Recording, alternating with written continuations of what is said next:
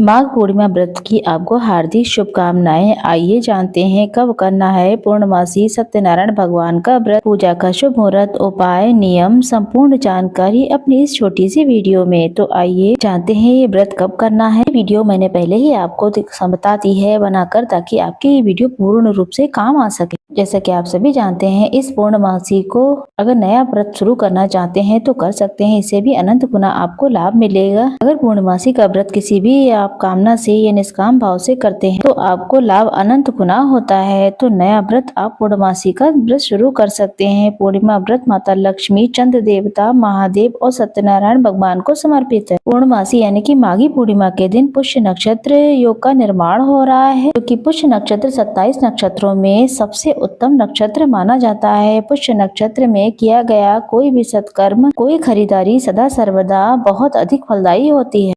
पुष्य नक्षत्र का जो संयोग रहेगा वो हमें रात्रि के 1 बजे से 34 मिनट से 1 फरवरी 11:57 के आसपास तक पुष्य नक्षत्र मिल रहा है। तो इस बार का जो माघी पूर्णिमा का है वो अनंत गुना आपको लाभ देने वाली है। जैसा कि शास्त्रों में लिखा हुआ है कि 1 फरवरी रविवार को हमें माघी पूर्णिमा का व्रत करना होगा, क्योंकि इसी दिन पूरे दिन रात्रि में हमें सर्वश्रेष्ठ रूप में पूर्णमासी मिल रही है। तो इस कारण से 1 फरवरी रविवार को ही हमें पूर्णमासी का व्रत करना चाहिए। इसी दिन रवि पुष्य नक्षत्र योग का दुर्लभ श्रेष्ठ संयोग हो रहा है। इस दिन गंगा स्नान का शुभ मुहूर्त 5:34 से 6:22 के आसपास रहेगा। हालांकि ये पूजा आप ब्रह्म मुहूर्त में कभी भी कर सकते हैं। 4 बजे से लेकर कोई दिक्कत की बात नहीं है, लेकिन सबसे उत्तम पूजा पाठ का श्रेष्ठ समय है। सत्यनारायण भगवान की पूजा का जो श्रेष्ठ समय हो रहा है वो पूरे दिन में किसी भी समय आप कर सकते हैं, लेकिन सबसे श्रेष्ठ समय है 12:18 से 1:02 के आसपास। ये समय अपने आप में श्रेष्ठ देखा जाता है। चंद्रोदय शाम को 5:53 से आसपास का हो रहा है। माघी पूर्णिमा किसी चमत्कार से कम नहीं है। इस दिन आप सभी को, जैसा कि मैंने आपको बताया, लाल रंग के कपड़े पहनने चाहिए। घर में नमक और सुगंध युक्त इत्र डाल करके पोछा लगाएं। महिलाएं लाल पीले वस्त्र धारण करती हैं, पुरुष भी लाल पीले वस्त्र धारण करते हैं। घर के दरवाजे पर 1 चुटकी डालकर दीपदान करते हैं। ये माता लक्ष्मी को आकर्षित करता है, सुख सौभाग्य देता है, दुख दरिद्रता का अंत करता है। आप सभी को गंगा नदी, पवित्र नदियों में स्नान न कर पाए कोई दिक्कत की बात नहीं। आप घर पर रहकर गंगा जल मिश्रित जल से स्नान करें और दीपदान द्वार पर करके। रविवार का योग, तुलसी और पीपल पूजा नहीं होगी। तुलसी में सिर्फ आप दीपदान करेंगे, इस बात का आप पूर्ण ख्याल रखेंगे। आप स्नान करें तो हर हर गंगे नमामि गंगे कहते रहें। कहा जाता है कि घर पर अगर आप इस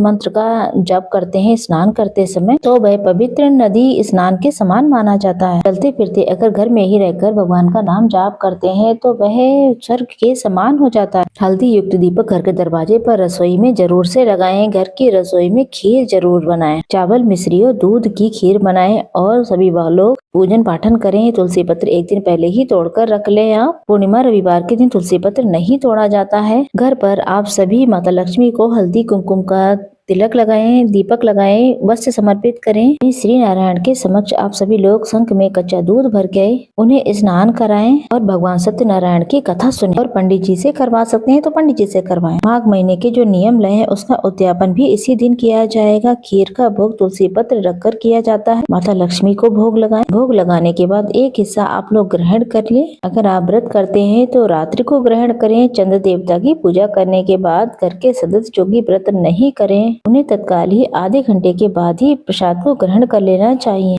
खीर में से एक हिस्सा गौ माता के लिए निकाल दीजिए। किसी कन्या या फिर सुहागिन महिला पंडित ब्राह्मण जी के लिए दान कर सकते हैं तो ये बहुत ही अच्छा होता है। तो इस तरीके से खीर का ये सर्वश्रेष्ठ कार्य आपको करना ही है। अपने घर पर खीर का हवन कराएं। श्री सूक्तम का पाठ करते हैं तो बहुत ही उत्तम और योग काम है। व्रत करें या ना करें, लेकिन इन कार्यों को चलते फिरते आप कर ही लीजिएगा। साथ के साथ प्रिय श्रोताजनों, गुरु जी कहते हैं आपको घर में शिवलिंग है या फिर आप नहीं है तो महादेव के मंदिर में आप सभी को पूर्णमासी के दिन 1 चावल का दाना ले लें और 1 बेलपत्र लेकर शिवलिंग पर चढ़ा दें। चंद्रेश्वर महादेव की जय कहते हुए, चंद्रमौली महादेव की जय कहते हुए शिवलिंग पर आपको गंगा जल, कच्चा दूध में से जल चढ़ाना चाहिए, चावल और पुष्प चढ़ाना चाहिए, बेलपत्र भी समर्पित करने चाहिए। इससे चंद्रमा की कुंडली जो है मजबूत होती है और सौभाग्य बढ़ता चला जाता है। इस दिन आप सभी को सफेद रंग की चीजें जैसे कि सफेद रंग के वस्त्र है, रुई है, छाता, कम्बल, चांदी हो गई है, इन सब की क्षमता के अनुसार दूध, दही आदि का दान जरूर करना चाहिए। दान हमारे जीवन को सुदृढ़ बनाता है। 9 ग्रहों की दशा सुधरती है, जीवन चक्र को श्रेष्ठ करता है। धर्म, अर्थ, काम, मोक्ष की प्राप्ति के लिए दान करना अति आवश्यक हो गया है। घर की रसोई में माता लक्ष्मी, माता अन्नपूर्णा और पितरों के निमित्त दीप दान करना, तुलसी में द्वार पर दीप दान करना, महादेव के मंदिर, श्री नारायण के मंदिर में दीप दान करना। हमको जब चंद्र देवता दिखाई थे तो आप चंद्र देवता के निमित्त आप एक लोटा ले लें, उसमें थोड़ा सा चावल, दूध डाल लें, सफेद फूल डाल लें, ओम चंद्र देवाय नमो नमः कहते हुए आप चंद्र देवता को जल चढ़ाएं, चंद्र देवता के निमित्त दीप दान करें और खीर खा करके या फिर प्रसाद मिश्री खा करके बाद में आप अपने व्रत का पारण कर लें। शाम के समय मीठा खाकर आप अपना व्रत खोल सकते हैं। ये व्रत बहुत सुख देता है, सौभाग्य देता है, धन संपदा का वरदान देता है, दरिद्रता को दूर करता है। एक समय का भोजन, अन्नदान, दीप दान और एक साथ सभी लोग अपने हाथों का स्पर्श करके दान जरूर से करें, लाभ बहुत मिलेगा इसका आपको। इस तरीके से आप महादेव श्री नारायण की पूजा करनी है, भोग प्रसाद समर्पण करना है। आप सभी लोग पूर्णिमा के दिन झूठ, कपट, राग दोष से दूर रहें।